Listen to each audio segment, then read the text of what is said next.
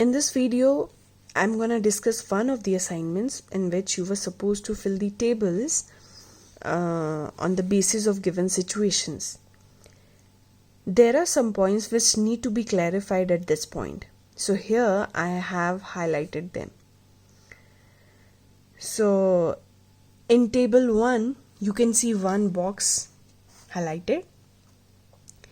So some of you have written 0 as the initial velocity and then 2 as the maintained velocity, uniform velocity. But if we're writing here 0 and then in 1 second speed has become 2, then there is a change in the velocity. For this change in velocity, how can you write 0? How can you put 0 in the acceleration column for this 1 second? When there is change in the velocity, this means car is accelerating for the first second. So, but it's written for a car that car covers 2 meters every second. It's not accelerating. So first thing, it should be taken as the velocity, initial velocity should be taken as 2 only, and acceleration, then acceleration will be 0. But if you feel no, as the distance covered is at t equals 0, there is no distance covered, then v should be 0. Even then, if you're taking it 0, then for the first second there you should show some, then you should show the acceleration. So please make changes in this table. Make change. Then there was nothing to discuss in data 2. Then comes data 3. So if you look at data 3, you'll find this is the case of accelerated motion, whereas data 1 is unaccelerated motion. Here initial velocity is 2 and it's maintained throughout the motion, but here this velocity is increasing 2 meters every second. That's why this car has got the maximum value of velocity at t equals 5 seconds, right? So when car is accelerating, that means it's not moving with the same velocity, and then distance covered in every second should not be same. It was same here, 2 meters, 2 meters, 2 meters, but here the car is accelerating. So distance covered in every second should not be same. The change in distance should increase every second. After all, car is accelerating, then change in distance covered should increase in every second, right? But yes, you have shown the increase in distance covered. Okay, that's why you have filled the correct data. Okay. But if we look how much distance has been covered by both the cars in first 1 second. In first 1 second, distance is the 2 meters is the distance covered, and here also 2 meters is the distance covered.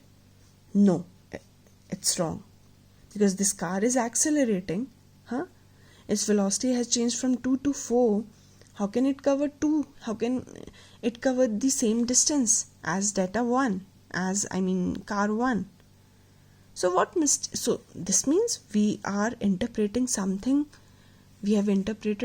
wrong. So I want to tell you that these values 2, 4, 6, 8, 10, 12, these are the instantaneous value of the velocity. The value what car has done between 2 to 4 meters per second, it's actually, you'll find that's missing. It's not like that car has maintained 2 meters per second till 0.9 second, at suddenly 1 second speed has become 4. Then again it's maintained till 1.9 second and then suddenly it's changed to 6. No.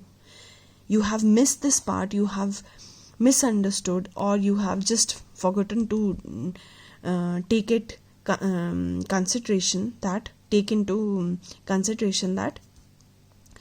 speed is increasing uniformly, right? So this means the the data that you have filled, that has been filled for the case when speed is changing like suddenly at 1 second, then 2 second, then 3 second. No, in every small interval the distance, the velocity is changing uniformly. Okay, so this mistake you have, in fact we have done this mistake. So here I have made the correction box. So the corrected data will be like, it will be 3 for 1 second, then 8, 15, 24, 35. If you'll find this, if you'll compare this with data, if you'll compare this data with this, you'll find it's accurate.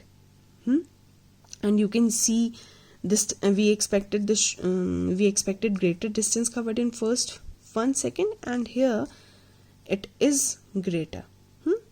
Now you must be thinking how I have done it. So first I have used let me tell you, I have used the formula to calculate it. This is what will be taught in the next modules. How do we calculate x? How do we calculate total distance covered for the accelerated motion, right? But also I can show you one more logical way to calculate it. Okay, so here I have, this is actually the tedious method. You can go through it. I have uploaded this on the Moodle. You can read it. So I will let me give you the idea how I've done it. So in this case here I have only calculated total distance covered in 1 second. So this is all I have done to calculate total distance in 1 second, and here I have got 2.9. I've just divided this 1 second into small intervals. And for these intervals I have written this speed, because as the acceleration is constant, so there is constant change in the velocity. So this is what I have done.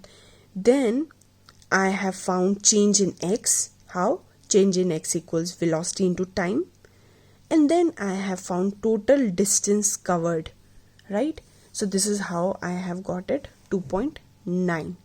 First thing, this method is not actually followed normally, because this is tedious. Can you see? I have simply got the total distance covered for 1 second. Then means this thing I have to done 5 times. The same thing I have to do 5 times to calculate for next second, for next, and this is how I'll get it for 5 seconds. So we have a better way, we have an easier way to calculate the total distance covered. But for now, what can be done? You can simply rub your wrong data that you have filled here.